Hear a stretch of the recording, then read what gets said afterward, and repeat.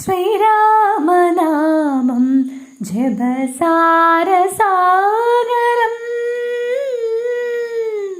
കർക്കിടക മാസമായല്ലേ, കയ്യിൽ ആദ്യം മൈലാഞ്ചി നന്നായി അരച്ച് ഇടാറുണ്ട്. ഇതാ വലിയ ഡിസൈനൊന്നല്ല കേട്ടോ, ഇങ്ങനെയാണ്.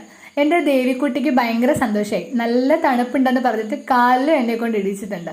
അവളുടെ സന്തോഷത്തിന് ഇതാ ഇതുപോലെ ഇട്ട് കൊടുത്തിട്ടുണ്ട് കേട്ടോ. ഇത് നമുക്ക് വീടെല്ലാം നന്നായി ക്ലീൻ ചെയ്യാം. അത് എന്താണ് ഉപയോഗിക്കുന്നതാണോ?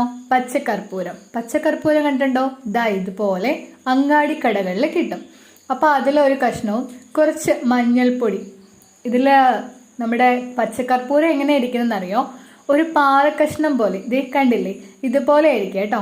ഇതൊരു കഷ്ണം ഇട്ടിട്ട് കുറച്ച് മഞ്ഞൾപ്പൊടി കൂടി ഇതിലിടും. ഇത് വീട്ടിൽ പൊടിപ്പിച്ച മഞ്ഞൾപ്പൊടിയാണ് കേട്ടോ. ആദ്യം തന്നെ നമ്മുടെ അടുക്കളയാണ് ക്ലീൻ ചെയ്യുന്നത്. അന്നപൂർണേശ്വരി വാഴുന്നതാണല്ലോ, ആദ്യം അടുക്കള തന്നെ ആവട്ടെ നന്നാക്കി എടുക്കുക. അപ്പോൾ അതെല്ലാം ക്ലീൻ ചെയ്തെടുത്തിട്ടുണ്ട്. ഇനി നമ്മുടെ കുന്തിരിക്കം, ഇത് തിരി പോലെ കിട്ടുന്നതാണ്. ഇതും അങ്ങാടിക്കടയിൽ നിന്ന് തന്നെയാണ്. ഉപയോഗശൂന്യമായിട്ടുള്ള ഒരു മൺകലം ഉണ്ട്, അതിലിട്ടിട്ട് അഷ്ടഗന്ധം എന്ന് പറഞ്ഞൊരു പൊടിയുണ്ട്. ഇത് അഷ്ടഗന്ധാണ് കേട്ടോ. ഇത് നമ്മുടെ അങ്ങാടിക്കടയിൽ നിന്ന് തന്നെയാണ് കിട്ടുന്നത്.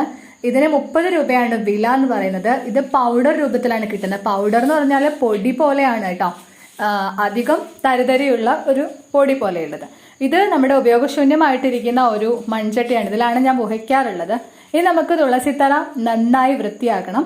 അതിൽ കാടും ഒക്കെ കളഞ്ഞ് വൃത്തിയായി സൂക്ഷിച്ചിട്ട്, മുക്കുറ്റി ഞാൻ കളയില്ല കേട്ടോ, ഇത് പ്രാധാന്യമുള്ളതാണ് കർക്കിടക മാസത്തിൽ. ഇനി ചാണകം എടുത്തിട്ട് അതിൽ കുറച്ച് വെള്ളം ഒഴിച്ച് നന്നായി നമ്മുടെ മുറ്റവും പരിസരവും ഒക്കെ ഒന്ന് കുടഞ്ഞിട്ടുണ്ട്.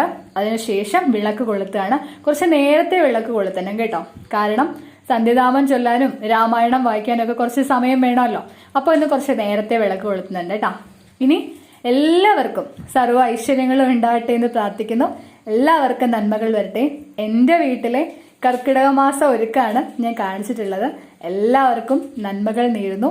സന്തോഷമായിട്ട് എല്ലാവർക്കും സന്തോഷമായിട്ടിരിക്കട്ടെ.